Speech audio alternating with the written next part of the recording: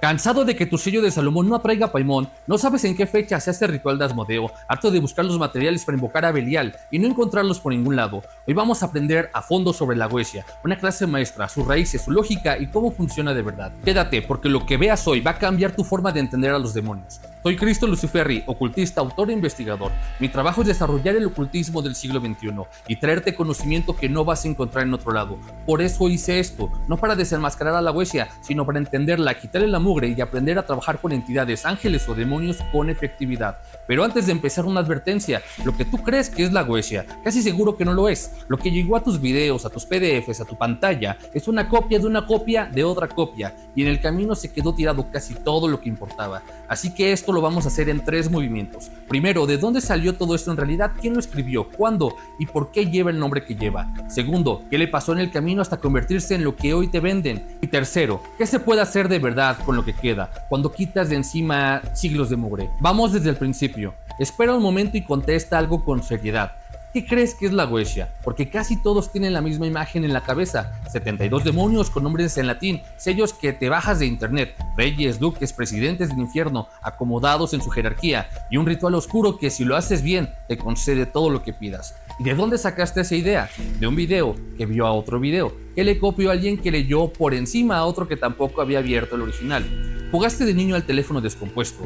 El primero de la fila susurra: mañana hay examen de historia, y para cuando llega el último, ya se volvió, la maestra anda con el director. Lo mismo exacto le pasó a la Goetia, solo que ese teléfono descompuesto lleva 400 años pasando el recado equivocadamente. Lo que te llegó a ti no es el sistema demoníaco, es solo un chisme no muy coherente. Y aquí el primer enredo, porque en realidad hay 3 Goetias distintas y casi nadie las separa. La primera es la Goetia histórica, el texto real, quién lo armó, qué dice y en qué se contradice. La segunda es la Goetia de los ocultistas, lo que un grupo de magos ingleses le hizo a este texto hace poco más de 100 años, Mathers, Crowley y la Golden Dawn, que le tradujeron, la reordenaron y la maquillaron a su gusto. Y la tercera, la Goetia de internet, la que llegó a YouTube y TikTok, resumida con música de terror y estética de fantasía oscura. Casi todos los videos que has visto en tu vida hablan de la tercera, jurando que te explican la primera. Vamos al texto de verdad. El Ars Goetia, que tanto se nombra, es apenas el primer libro de un grimorio más grande, el Emegetón, también llamado la clave menor de Salomón,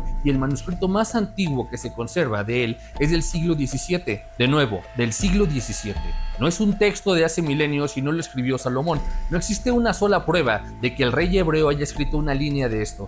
Entonces, ¿por qué lleva su nombre? Porque vendía. En la magia de aquellos siglos era costumbre firmar tu libro con el nombre de una figura imponente para que te tomaran en serio. Y no había mejor firma que la de Salomón, respetado al mismo tiempo por el cristianismo, el judaísmo, el islam. 3 religiones, un solo nombre. Le pone Salomón a la portada y nadie lo discute. El detalle es que esa firma es falsa. Y ahora lo que nadie te dice: el Emegetón no es solo el Ars Goetia, son 5 libros. El Ars Goetia, que son los famosos 72 demonios, el Ars Teurgia Goetia, el Ars Paulina, el Ars Almadel y el Ars Notoria. Son 5. Y el que te jura que estudia el Emegetón 9 de cada 10 veces solo conoce el primero. Es como si de un manual de 5 tomos te hubieran arrancado 4 y te vendieran el que sobró, suelto, sin avisarte que falta el resto. Estás trabajando con un pedazo, y ese pedazo no lo escoges tú, lo escogió alguien más, con un criterio que no conoces hace siglos. Y para rematar la ironía, el libro más viejo de los 5, el Ars Notoria, el primero de todos, no tiene ni un solo demonio. Son solo oraciones para tener mejor memoria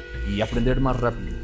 El texto más antiguo del grimorio, más endemoniado de la historia, servía básicamente para que te fuera bien en la escuela. Eso ya te dice más o menos cómo se construyó esto, no por un plan, solo por acumulación, capa sobre capa durante siglos. Y para entender qué hay debajo de tantas capas, hay que conocer al hombre que sin querer empezó todo esto, de alguien que no creía en ninguno de ellos. En el año 1577, un médico holandés, Johan Weyer, publica un tratado para demostrar que toda la cacería de brujas era una estupidez, que las mujeres a las que quemaban no eran brujas, estaban enfermas o solas o viejas o las 3 cosas a la vez, que la iglesia estaba matando gente por superstición y por fanatismo.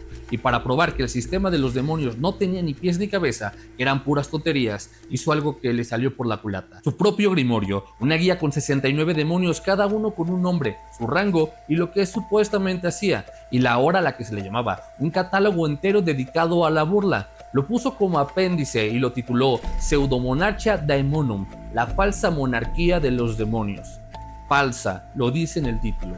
y aún así 4 siglos después hay quien lo lee como verdad revelada. El documento que está más cerca del Ars Goetia que tú conoces es la fuente de la que bebe casi todo lo que vino después, lo que escribió el escéptico. Él quería destruir una idea, no un mago, no un iniciado, no un sacerdote del infierno cuidando un secreto milenario, un señor que te habría llamado ingenuo a la cara por creer en esto, y que de tanto explicar por qué era mentira, lo terminó dejando en un manual. Imagínate a alguien harto de que la gente repita que la grasa se suda, y que para burlarse graba un video con el top de ejercicios para sudar grasa y explica muy seriamente cómo el jugo del limón te derrite la panza solo porque sí. La burla es obvia, hasta que la gente en vez de reírse, se vuelve el estómago en plástico y empieza a creer que de verdad funciona. Pues eso es exactamente lo que pasó con el catálogo de Weyer. Esa es la primera grieta y todavía no llegamos a lo peor. Porque la pregunta que sigue es, ¿cómo una sátira escrita para ridiculizar a la iglesia terminó siendo el libro que hoy sostienes con tanto respeto? Y la respuesta es una cadena de manos, cada una con un nombre y una fecha. Primero un inglés, Reginald Scott, tradujo a Weyer al inglés en 1584 y también para burlarse, también para demostrar que todo era superstición, y el resultado fue que en lugar de enterrar la lista, se la repartió a un público nuevo. Los escépticos sin querer fueron los mejores repartidores de este mito. Después, ya entrado en el siglo XVII, alguien, no Salomón, no un ángel, compiló por fin el Lemegetón juntando textos sueltos que andaban dando vueltas. Las copias más viejas que existen de ese grimorio son manuscritos que hoy puedes ir a ver a una biblioteca con su número de inventario y todo. Uno de ellos se llama el Sloan 2731.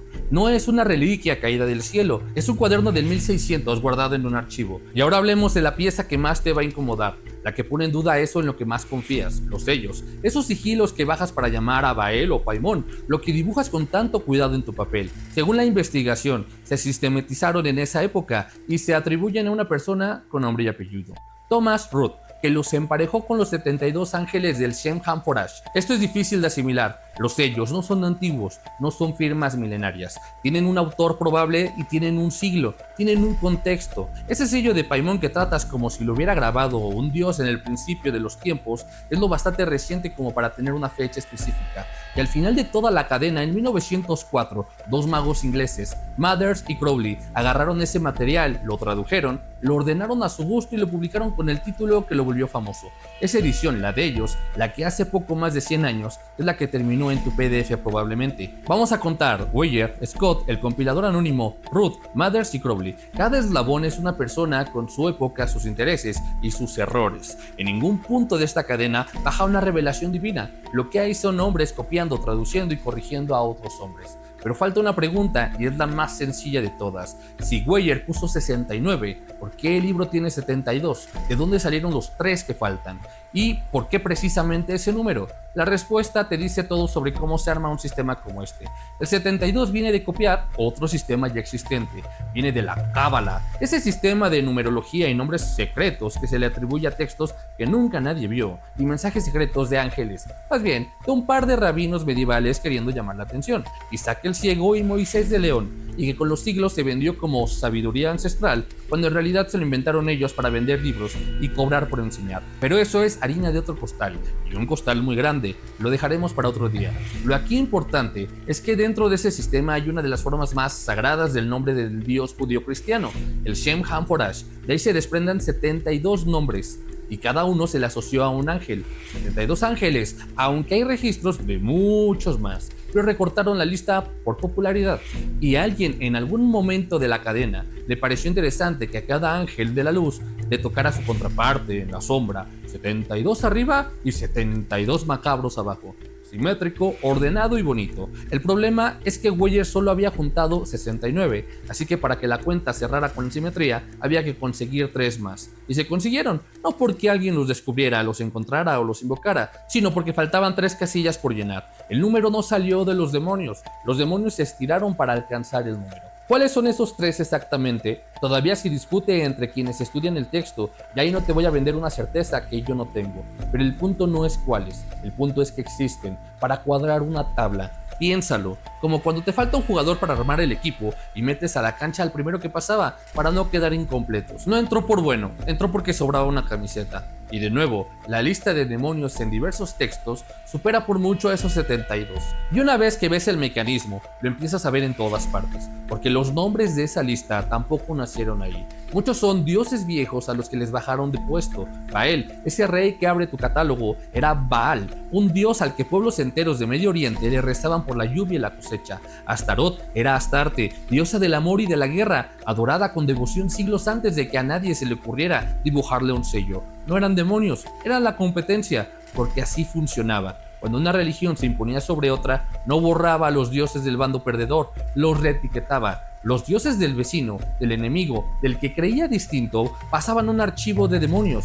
Lo que para uno era sagrado, para el que llegó después era diabólico. El demonio de tu grimorio fue alguna vez el santo patrono de alguien más. Y por encima de todo esto, ¿qué es lo que amarra al conjunto? Una historia. Según la tradición, hubo un texto antiguo, el Testamento de Salomón, donde se cuenta que el rey recibió un anillo de manos de un ángel del Dios de la Biblia y que con él obligó a los demonios a trabajar en la construcción de un templo. Esa leyenda, la del rey que manda sobre los espíritus, fue el clavo del que se colgó todos los demás. Es ridículo. Hoy hay personas que dicen que el mismo rey Salomón actualmente es un demonio. No hay prueba de que nada de eso pasara, pero no hacía falta que fuera cierta, solo hacía falta que fuera una buena historia, y eso sí lo era. Así que detente y mira lo que tienes en las manos. El número está copiado de una numerología que no tiene nada que ver con los demonios. Los nombres están copiados de dioses de otras religiones, y el marco que los une está copiado de una leyenda que nadie puede probar.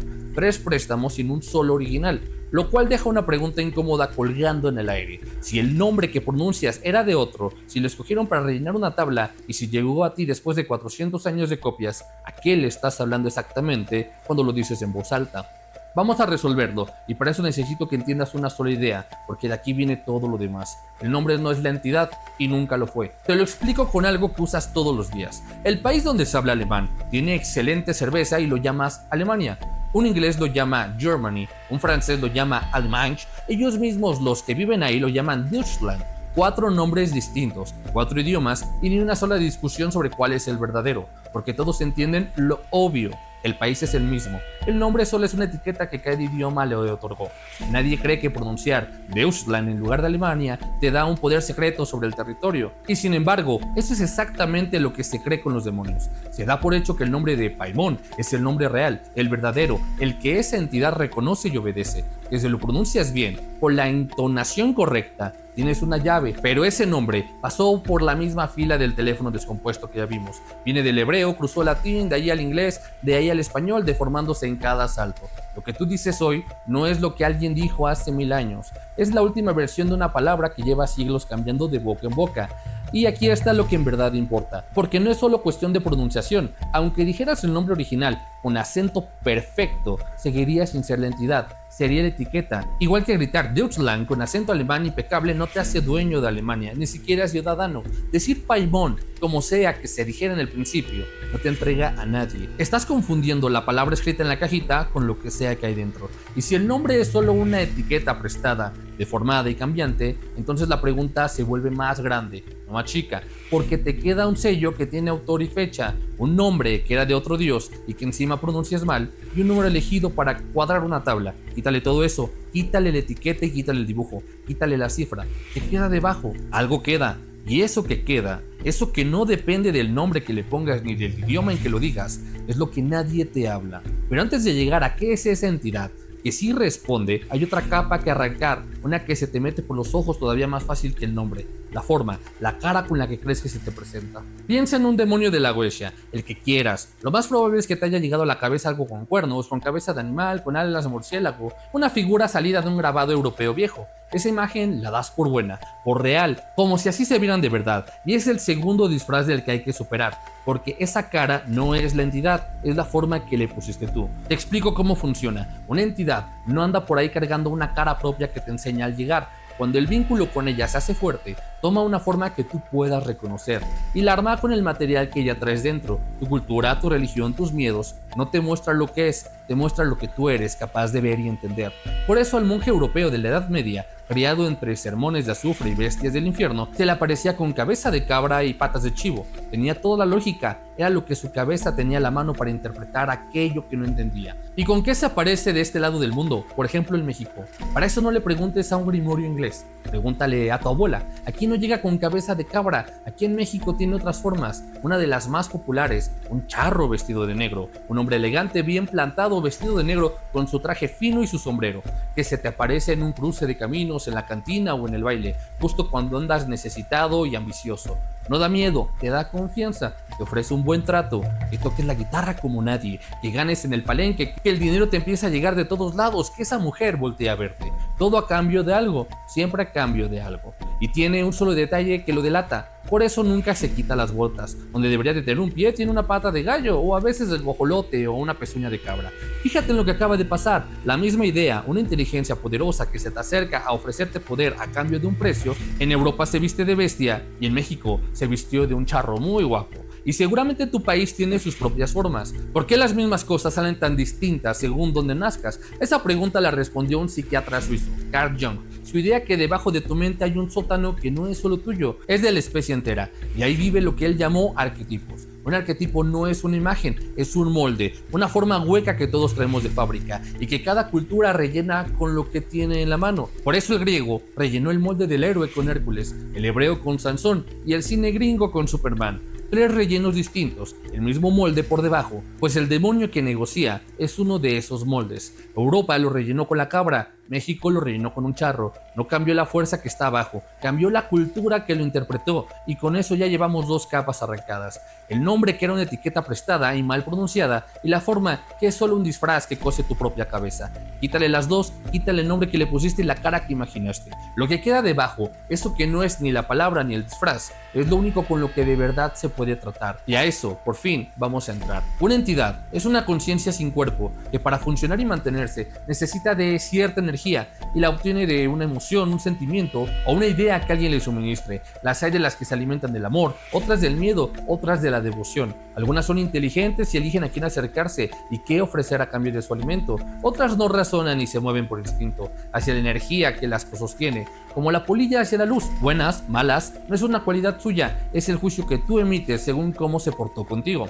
La misma que un día te guía y te protege, lo llamas ángel. Esa misma, cuando se opone o te cobra lo pactado, la llamas demonio. No cambió la entidad, cambió tu relación con ella. Ahora pongamos eso junto a lo que ya sabes, porque aquí se arma el problema completo. El sello, el nombre, el ritual con sus pasos, todo eso es un tablero de botones. Tú aprietas el botón de Paimon, convencido de que ese botón está cableado por dentro a una entidad específica que va a responder, o la amenazas para que lo haga, pero nunca ves el cableado, no ves qué hay detrás del panel, solo aprietas y esperas. ¿Y qué pasa cuando aprietas? Algo responde, pero según tu propio sistema, lo que responde no atiende al botón, atiende la energía que tú emanaste al apretarlo. Si lo que proyectaste fue miedo, se acercará a lo que come miedo. Si fue deseo, lo que come deseo. El nombre que diste y el sello que dibujaste no obligan a nadie en particular a presentarte. Muchas entidades pueden aparecerse bajo distintas caras y la que se sienta a la mesa es la que tiene hambre de lo que serviste. Tú crees que llamaste a Paimon, pero respondió algo que encajaba con lo que traías dentro, algo que se presenta con la forma que tú esperabas y te quedas con la certeza de que sí funcionó tal cual, pero todavía falta una grieta más grande. Y esta es una palabra que esos sistemas repiten sin parar: la autoridad. El grimorio te promete el mando, que tú ordenas y la entidad obedece, que con las palabras correctas las sometes, las atas y las obligas. ¿De dónde sacas esa autoridad? Del mismo lugar de siempre, de Salomón, del rey que mandaba sobre los espíritus por un permiso que, según la leyenda, le dio el Dios de la Biblia. Ese es el respaldo, esa es la credencial que crees que traes en la mano. Solo que tú no eres Salomón, tú no tienes el anillo, no tienes el pacto, no tienes nada de eso que menciona el mito. Lo que tienes es un texto que te dice que actúes como si lo tuvieras. De aquí vienen las contradicciones que el sistema nunca te puede resolver. Son dos, y cada una pega por un lado distinto. La primera es la tuya. Esos conjuntos de mando ordenan al demonio en nombre del Dios cristiano, con sus nombres sagrados amenazándolo con el castigo divino. Toda la fuerza del rito está tomada prestada de esa religión. El problema es que esa misma religión condena exactamente lo que estás haciendo. Para el cristianismo, invocar demonios, pactar con ellos, mandarlos a cumplir tu voluntad, no es un atajo, es condenación. Es como un entrenador con obesidad, un economista quebrado o un monje budista con Rolex. La contradicción es obvia. Vamos a suponer que el mito es real. No puedes usar la fuerza del Dios cristiano para hacer algo que él mismo prohíbe. La segunda contradicción no es tuya, es del demonio, y es todavía peor para todo el conjuro. De nuevo, concédele al mito todo. Todo es verdad. Acéptalo entero. Que la rebelión pasó, que un grupo de ángeles se levantó contra el Dios de la Biblia, que cayeron y se volvieron demonios muy malotes por eso. Bien, ahora explícame por qué ese demonio, cuya historia entera es haberle dicho que no a esa autoridad, te obedecería a ti precisamente cuando le gritas el nombre de esa autoridad. Le estás exigiendo que se cuadre ante el general del que desertó. Lo que para cualquier otro sería una amenaza, para él es el recordatorio de aquello contra lo que se rebeló. El nombre que según tú lo doblega es el mismo que él escupió al irse. Míralo todo junto. Por tu lado, la credencial que ibas a usar para someter te condena a ti primero. Por el lado del demonio, no hay una sola razón para que el nombre que invocas tenga poder sobre quien se definió rompiéndolo. Es como si le dijeras a un punk de la vieja escuela que se corta el cabello porque el jefe de la policía lo pide.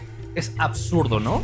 El mando no cojea de una pata, cojea de las dos. Y aún así, la gente trabaja con esto. Y a veces dicen que funciona. Entonces la pregunta deja de ser si tienes autoridad y pasa a ser otra más práctica. ¿De qué maneras ha intentado el ser humano tratar con estas entidades cuando se les cae el cuento del mando? Hay tres y son muy distintas entre sí. Cuando se cae todo este cuento de la autoridad, el ser humano le quedan tres caminos para tratar con una entidad. Puede obligarla, puede negociar con ella o puede entregarse a ella. Coerción, negociación o devoción. Tres actitudes frente a la misma puerta y la que eliges dice más de ti que de lo que hay del otro lado. Empecemos por la primera, que además es la que heredaste por defecto, la que respira en casi todo el Ars Goetia, la coerción. La coerción es obligar, y el método seguramente ya lo tienes en la cabeza, porque es de las películas y el que todo el mundo repite. Trazas símbolos en el piso, escribes algunos nombres y te metes dentro. Ese es tu refugio, el lugar donde, según el rito, nada te puede tocar.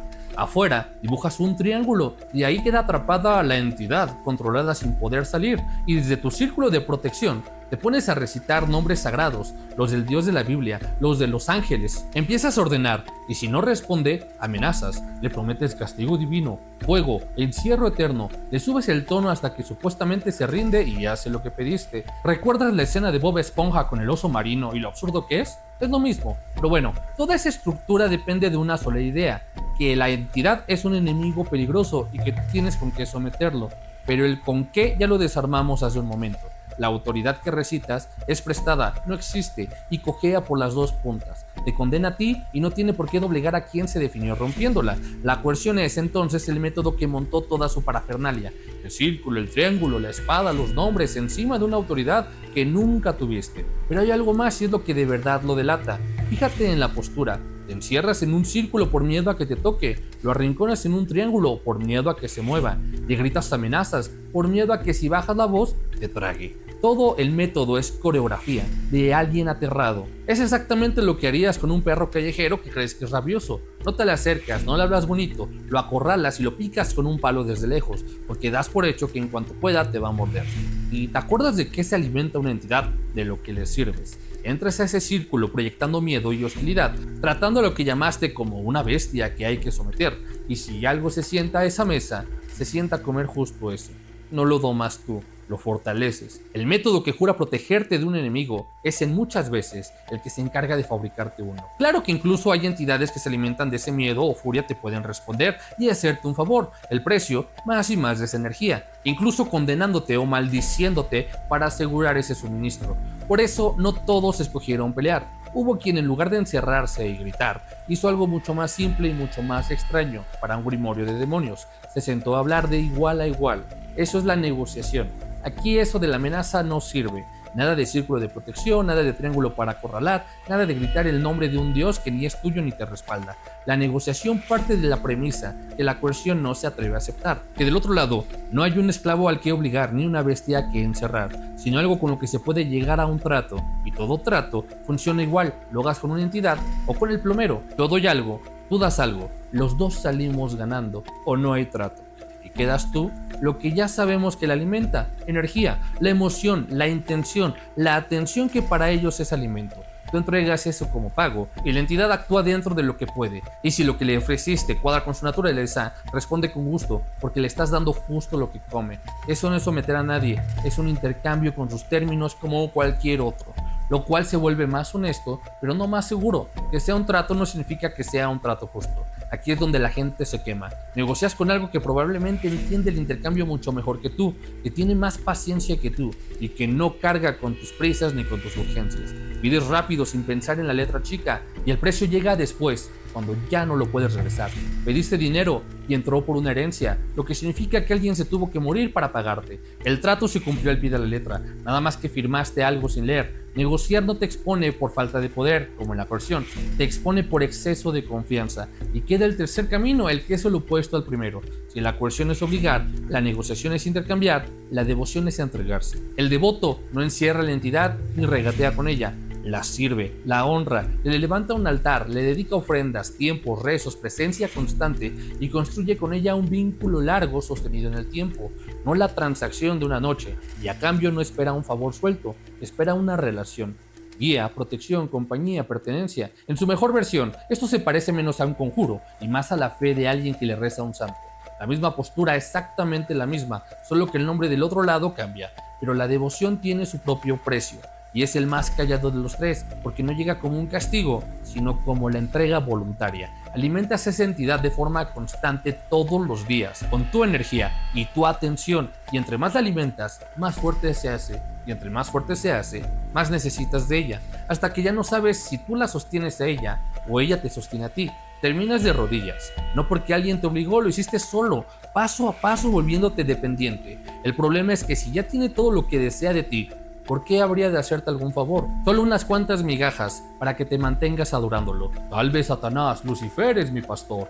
3 caminos. Entonces la coerción que funciona desde el miedo y te fabrica al enemigo que dice protegerte, la negociación que opera desde el interés y te cobra la cuenta que firmaste si no lees, y la devoción que funciona desde la entrega y te disuelve poco a poco en aquello que sirves. Ninguno es gratis, cada uno te cobra distinto según lo que tú buscaste y entregaste. Imagina un matrimonio, puede ser estricto y coercitivo, obligar a que te sirvan y amen, y en cualquier oportunidad te van a traicionar o se van a deshacer de ti. Puedes optar por adorar a tu pareja por completo, darle absolutamente todo a cambio de nada y rezar para que no se vaya con alguien con más personalidad. O bien, algo de acción en tu cumpleaños, solo para que sigas pagando las cuentas. También puedes dejar claras las condiciones, las responsabilidades de cada uno y mantener la comunicación. Solo recuerda mantener tu palabra y aceptar lo acordado. Y fíjate, en los 3 pasa lo mismo por debajo. Lo que recibes es igual a lo que das. Casi como si la entidad, sea lo que sea, no hiciera más que devolverte amplificado lo que tú pusiste en la mesa. Guarda esa idea, porque cuando lleguemos al final va a ser importante. Hasta aquí hemos hablado de lo que la Goetia es y de dónde salió. Ahora cambiemos de tono, porque sigue a asomarse algo a lo que casi nadie te muestra: las peleas internas. La Goetia en la práctica está llena de discusiones técnicas que llevan décadas sin resolverse, donde cada bando jura tener la razón y ninguno lo suelta. No vengo a decirte quién la tiene, vengo a ponerlas sobre la mesa para que las veas con tus propios ojos, porque cuando las pones una junto a la otra, empieza a pasar algo curioso. Arranquemos con la más sencilla, la hora. Hay una pelea que lleva años dividiendo a brujas, magos y ocultistas. ¿A qué hora es mediodía? Es una pregunta tonta, ¿verdad? Pero aguanta. Unos cuentan por el reloj. Las 12 son las 12 y se acabó. Otros dicen que el reloj miente, que el mediodía de verdad es cuando el sol pega tan derecho que no deja sombra. Y eso en tu ciudad puede caer a la 1:30. Otros empiezan a contar desde la hora exacta en que sale el sol. 3 bandos, 3 mediodías, cada uno seguro de que los otros 2 lo hacen mal. El de la sombra hasta suena razonable. Hoy puedes medir el mediodía con tu teléfono sin moverte de tu silla, así que cuentas desde ahí. Tiene lógica hasta que te paras a ver que estás dándolo por hecho. Estás dando por hecho que una entidad anterior al reloj, anterior al concepto mismo de hora, está viendo en su manita a qué hora puede trabajar, que te espera a las 9 en punto, que le resta 1 hora porque entró el horario de verano. Generales, duques y comandantes del infierno esperando el timbre del recreo para salir a jugar. Sigamos, porque con la hora viene amarrada la segunda pelea, las correspondencias. A cada demonio se le asigna un planeta y a cada planeta un día. Trabajas con una entidad de Marte. ¿El martes? ¿Por qué el martes? ¿Porque un romano hace 2000 años le puso ese día al nombre del planeta? O sea que ajustas tu rito a una decisión de mercadotecnia del calendario romano. Otros dicen que no, que hay que hacerlo cuando Marte esté de verdad en su punto mayor influencia en el cielo, según los astros reales, y otros se rigen por las tablas que dejó Crowley, como si Crowley tuviera línea directa con la mecánica del universo. 3 sistemas otra vez, peleados entre sí, y ninguno con cómo demostrar que el suyo es el que el demonio sigue. La tercera te va a gustar porque es donde el norte y el sur se dan de golpes. Muchos rituales mandan a hacer las cosas en cierta estación, esto en primavera, aquello en el equinoccio. El detalle es que esos textos los escribió gente del hemisferio norte. Entonces, si vives en Argentina o Chile, donde las estaciones están al revés, el equinoccio de primavera es el 21 de marzo, como dice el libro, o el 21 de septiembre, que es cuando de verdad es primavera donde tú estás. Imagina a alguien en Buenos Aires haciendo un rito de primavera con las hojas cayendo del árbol, en pleno otoño, porque un inglés muerto hace 100 años escribió un libro desde su perspectiva. La entidad atiende a la fecha del papel o a la estación real que tienes afuera.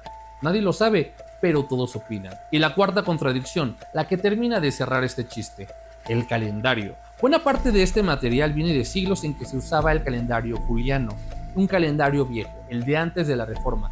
Cuando el mundo cambió al calendario que usamos hoy, hubo que saltarse 13 días de un brinco para que las cuentas cuadraran. Así que si tú sigues una fecha sagrada establecida en aquellos siglos, surge la pregunta, ¿la respetas tal cual está escrita? ¿O le sumas los 13 días para llegar al día que de verdad era? Dicho de otro modo, ¿el demonio respeta la bula que firmó un papa en 1582 para arreglar un desfase administrativo?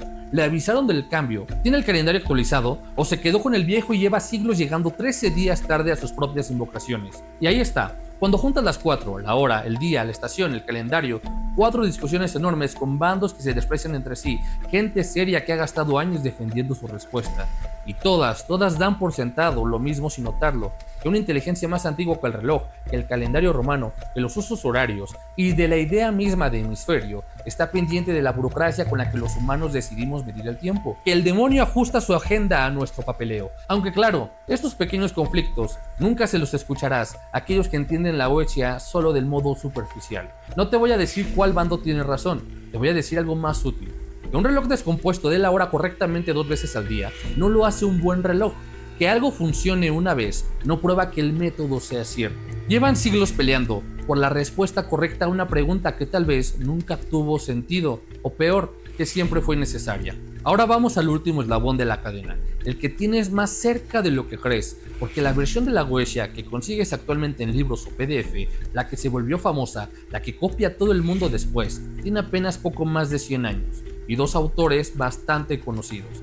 Año 1904. 2 magos ingleses, el primero, Samuel Mathers, uno de los fundadores de la Golden Dawn, una sociedad mágica que marcó casi todo el ocultismo moderno que conoces. Mathers fue el que hizo el trabajo de hormiga, tomó los manuscritos viejos, esos cuadernos de biblioteca que ya mencionamos, los tradujo del latín y los ordenó.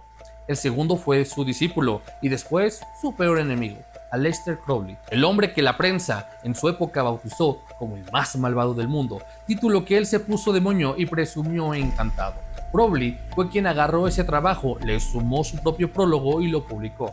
Y aquí está lo que importa, lo que ellos dos decidieron en 1904 es lo que hoy se trata como ley sagrada. Las correspondencias, por ejemplo, esas tablas que sigues al pie de la letra, que de este demonio va con este planeta, con este día y con este color, no bajaron del cielo. Son un sistema que ellos ordenaron y embellecieron a principios del siglo XX con el gusto y las modas de su época. Crowley era un obsesivo de las tablas, le encantaba meter todo en cuadrículas que cuadraran bonito. Lo que tú respetas como mandamiento eterno fue en buena parte la afición de un inglés excéntrico por clasificarlo todo. Es como cuando compras una edición especial de un libro clásico y viene con las notas al pie del editor, su introducción, su selección de qué resaltar. Esas notas te ayudan sí, pero son las del editor, son su lectura, su gusto, su criterio, y nadie en su sano juicio confundiría las notas del editor con el texto sagrado original. Con la Goetia sí. Tomemos las anotaciones de 2 señores de 1904 y las rezamos como si las hubiera dictado una deidad suprema. ¿Y cómo les fue a estos dos, a los que se presentaron ante el mundo como amos de estas fuerzas, como maestros capaces de mandar sobre el infernal? Vale la pena mirarlo pero sin adornarlo. Mathers murió en 1918, pobre y bastante olvidado. Se dice que se lo llevó la gripe española. La sociedad que había construido la Golden Dawn se había despedazado años antes en pleitos, traiciones y demandas, varias de ellas contra su propio discípulo. Llegaron a acusarse uno al otro de mandarse ataques mágicos a distancia, de vampirismo psíquico, de maldiciones. Los 2 grandes maestros del mando sobre los espíritus terminaron echándose hechizos como dos vecinos, peleando por una barda. Y Crowley, la gran bestia, el que se anunció como el hombre más poderoso y temible de su tiempo, aquel amo de los demonios, murió en 1947 en una pensión de mala muerte, arruinado y enganchado a la heroína. El amo de los demonios no pudo con una adicción. No te estoy diciendo que los demonios se lo cobraron, o puede ser que sí, ya que optaron por el sistema coercitivo, pero bueno, no tengo cómo comprobar eso y no te voy a vender humo. Te estoy diciendo algo mucho más simple y más incómodo. Los dos hombres que vendieron al mundo la autoridad sobre el infierno no pudieron sostener sus propias vidas. La autoridad que te heredaron para someter demonios no les alcanzó ni para gobernarse a sí mismos. Saca tu conclusión. Además, hay algo importante que muchos pasan por alto. La huella de la Golden Dawn fue creada para la Golden Dawn. Da por hecho que eres un iniciado con nivel suficiente en ese sistema específico. Muchos corren a copiar los rituales del libro sin antes haber leído y practicado por años lo más indispensable de la Golden Dawn. Es como presentarte a la clase de Teoría de Juegos 4 sin haber cursado antes el resto de materias de economía, o peor, ni siquiera estar en la facultad. Pero antes de que ese material inglés terminara aparentando tener la verdad absoluta, uno de estos dos hombres pasó por un país que ya cargaba desde mucho antes su propia relación larga y sangrienta con los demonios. Una relación que no se escribió en una biblioteca de Londres, se escribió con una espada, una cruz y una conquista. México, quien ya tenía su propia relación con los demonios, los tenía desde mucho antes y entró por 3 rutas distintas en 3 momentos distintos que todavía hoy andan mezcladas sin que nadie las separe. La primera ruta fue la conquista. Los frailes que llegaron a evangelizar este territorio traían un problema que resolver. Se toparon con pueblos enteros que le rezaban a sus propios dioses, con sus propios templos, sus ofrendas, su mundo entero ordenado alrededor de ellos. ¿Y qué hicieron con esos dioses? Lo mismo, exacto que ya viste pasar con Baal y con Astarte. Los reetiquetaron.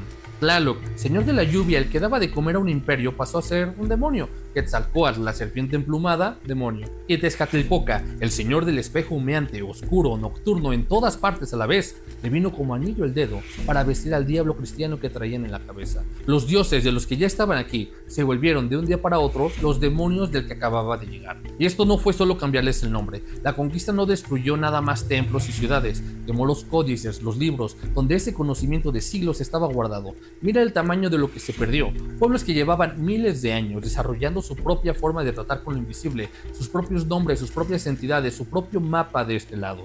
Y casi todo eso ardió, o se enterró, o se prohibió bajo amenaza de muerte. No sabemos lo que perdimos, y esa es justo la herida.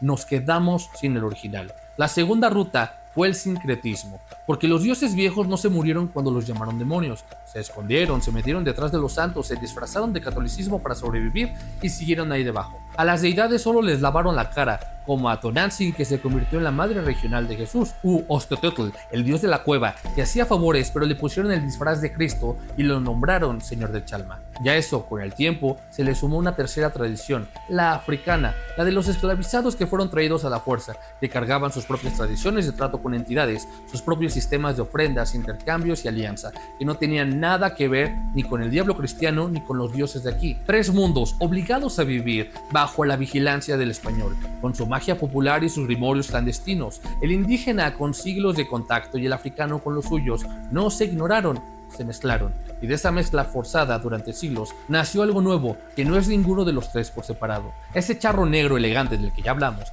el que se aparece en las encrucijadas a ofrecer trato, es hijo directo de este cruce. No es el demonio europeo importado tal cual, no es el dios indígena puro, es lo que salió cuando los 3 se encontraron en esta tierra y se vistieron unos a otros con las ropas de los demás. Es nuestro y nació aquí. El perro negro, las bolas de fuego, los nahuales que temen a la cruz, etc. Y la tercera ruta es la más reciente y la más masiva de todas. Aquí de pasada regresa Crowley porque sí pisó este suelo. Estuvo en México en 1900 y se cuenta que fue aquí en la Ciudad de México justo en los años en que armaba su sistema. Curioso, pero no es eso lo que trajo la Goecia a las casas mexicanas e hispanoparlantes. Lo que lo trajo la verdad y a millones fue el cable, el internet, el video. Y fíjate que fue exactamente lo que llegó por internet. No llegó la Goetia histórica, no llegó la de Weyer ni la medieval, ni siquiera la de Mathers y Crowley completa con sus advertencias y su contexto. Llegó la última copia de la copia, la edición inglesa de 1904, pero recortada, sin contexto, traducida a medias, en un video donde algún brujo o bruja te prometen poder si les haces caso, o si les pagas, claro. Perdimos el sentido común y ni siquiera observamos que dichas personas obviamente no tienen para sí mismos el poder que prometen. Y mira el resultado porque es casi doloroso. Tienes a un practicante parado en una tierra con miles de años de tradición espiritual propia, una tradición que sobrevivió a una conquista y a una hoguera, usando nombres europeos medievales, siguiendo las correspondencias con un ocultista victoriano copiadas de un video gringo. Tiene un tesoro enterrado debajo de sus pies, el de sus propios muertos, y está escarbando con el mapa de la casa de otro, lo cual nos deja por fin frente a la última pregunta, la más grande de todas. Si todo esto es copia, etiqueta prestada, disfraz local y catálogo incompleto, entonces ¿qué? ¿Tiramos toda la basura o hay algo debajo de tanta mugre? Algo real con lo que de verdad se puede trabajar. Y para eso te voy a sacar un momento de los demonios y te voy a hablar de bichos. Aguanta, te prometo que tiene sentido. La ciencia lleva más de 250 años haciendo una sola cosa con disciplina: ponerle nombre a los seres vivos. Generaciones de personas con microscopio, con red, con lupa, metidas en selvas y en fondos marinos, catalogando todo lo que se mueve. ¿Y cuántas especies llevan nombradas en 2 siglos y medio de trabajo? Alrededor de 1,5 millones. Suena muchísimo. Ahora otro número, las que se calcula que podrían existir en realidad. Van desde casi 9 millones, contando solo la vida compleja, hasta 1 billón. 1 millón de millones, si metes a los microbios.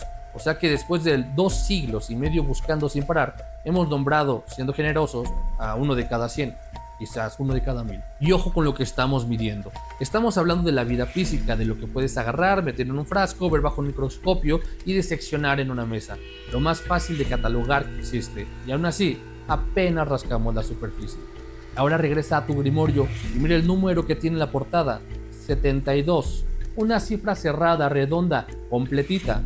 72 demonios, ni uno más, como si alguien de verdad hubiera salido a contar todo lo que habita del otro lado, lo invisible, lo que ni siquiera puedes meter en un frasco. Hubiera regresado diciendo: listo, son 72 y aquí está la lista completa. ¿Te das cuenta de lo que se está afirmando? De lo tonto que suena. No podemos terminar de contar los escarabajos y alguien te quiere vender el censo cerrado del mundo espiritual. Y aquí está el mecanismo que te tiene atrapado, porque es el mismo que usa tu cabeza todos los días. Das por completo lo que te enseñaron porque es lo único que te enseñaron. Es lo que te pasa con los animales. Si creciste viendo los del zoológico de tu ciudad, tu cabeza arma su propia idea o su propia realidad. Estos son todos los animales. Con esos, y se le olvida que afuera, en el fondo del mar, en las selvas que nadie ha pisado, hay miles que jamás va a ver. No es lo que decidas que no existe, es que nunca entraron a tu lista y tu lista se siente completa. Eso es exactamente lo que pasó con los 72. No son el inventario del más allá, son lo que un grupo concreto de personas en un rincón concreto del mundo, la Europa cristiana de hace siglos, alcanzó a registrar con lo que tenía a la mano. Esa gente nunca supo de las entidades de Mesoamérica, nunca supo de gran parte de África, nunca supo del Pacífico, del sudeste asiático, de los polos del hielo. No las excluyeron por malas, las excluyeron porque no sabían que su mundo existía. Tu catálogo de 72 no es un mapa del territorio, es la foto de un solo barrio, tomado hace siglos, que alguien te vendió jurando que era la del planeta. Solo observa las supuestas ilustraciones de los demonios de la Goetia, partes de cabras, serpientes, cuervos, búhos, arañas, lobos, sapos y más animales propios de la Europa medieval, con un par de excepciones exóticas de África como el cocodrilo o el leopardo. ¿Por qué no hay demonios con partes de jaguar, bisonte, mapache o incluso ajolotes? Porque no tenían idea de que esos animales existieran. Y con esto se cierra todo lo que veníamos arrastrando. El nombre es prestado, la forma es un disfraz local, el número es un relleno para cuadrar la tabla, la autoridad es una credencial robada que no doblega a nadie y el catálogo es una lista de un barrio que se hace pasar por un censo del universo. Lo que nos deja de frente a la pregunta previa. Entonces, ¿no sirve de nada? 400 años de copias para llegar a que todo es mentira y aquí no había nada? No.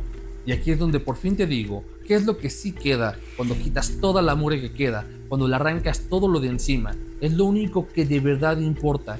Debajo del nombre prestado hay algo, debajo del disfraz que cose tu cultura hay algo, debajo del número inventado de la credencial robada del catálogo hay algo real. Inteligencias con las que el ser humano lleva tratando desde que tenemos memoria, en todos los rincones del planeta, con todos los nombres posibles. Eso nunca fue la mugre, eso es lo que la mugre llevaba siglos tapando.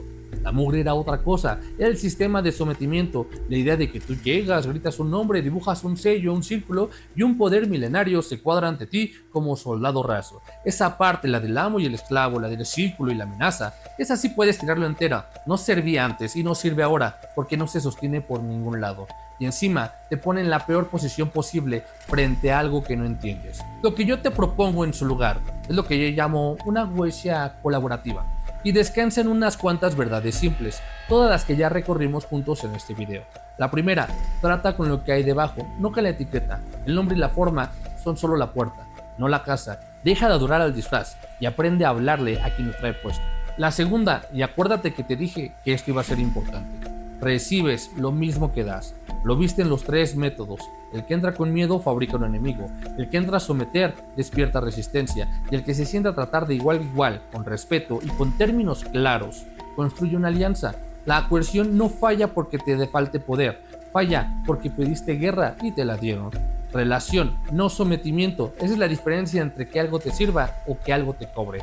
La tercera, estás parado en tu propia tierra. Úsala, no tienes que pedirle prestado el lenguaje a un ocultista de Londres que jamás supo que tu mundo existía. Cargas con miles de años de formas propias, de muertos propios, de símbolos que a ti sí te dicen algo. Tu charro vale tanto como su cabra. Trabaja desde lo que de verdad resuena contigo, no desde la tabla que se copió en un video. Y no solo estás limitado a las entidades según tu ciudad, también hay inteligencias en tu linaje y sangre, y no nos quedemos ahí. Si sientes afinidad por una tradición diferente, adelante, experimenta pero con coherencia. Y la cuarta, el mapa no está cerrado. Esos 72 nunca fueron el censo del universo. Lo que sigue no es memorizar la lista de otro, es ampliarla entre los que de verdad investigan, los que prueban, los que comparten, los que encuentran sin venderte humo. Eso es construir el ocultismo del siglo XXI. No un profeta arriba dictando la verdad, sino mucha gente seria levantando algo nuevo juntos. Ahora bien, el cómo. ¿Cómo se hace un contacto real? ¿Cómo se estructura una petición? ¿Cómo se realiza un vínculo sin que te consuma? Eso no va aquí y es a propósito. Hoy venimos a entender la Goetia, no a usarla. Venimos a quitarle la mugre para ver qué hay debajo. Si te interesa aprender a contactar, trabajar y pactar con entidades, el método paso a paso y todo lo necesario está en mi manual de práctica ocultista. No, este video no fue para venderte algo, lo puedes conseguir gratis. ¿Quién hace eso? Nadie. Pero eso es otra conversación, para cuando ya decidiste que quieres bajar de la teoría al trabajo. Y aquí me despido como llegué. Soy Cristo Luciferri, ocultista, autor e investigador. Todo esto que te di hoy no te lo entrego para que me creas, te lo entrego para que verifiques. Abre los libros, busca a Weyer, ve los manuscritos, contrasta las fechas, desconfía de mí igual que aprendiste a desconfiar del PDF.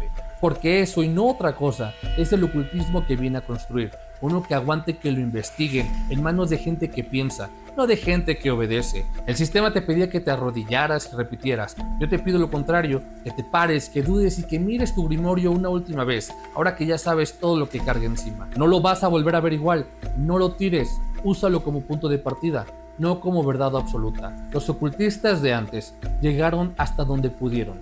Es nuestro deber continuar, no repetir sus palabras como si fueran la última verdad. Y si llegaste hasta aquí, ya no eres solo un espectador. Esto que armamos hoy no se construye solo. Se construye entre los que investigan, prueban y comparten sin vender humo. Así que súmate, comparte este video con quien sigue copiando rituales que no entiende, suscríbete y en los comentarios suelta lo que tú sepas, lo que hayas probado, lo que hayas visto. Nos vemos en el siguiente.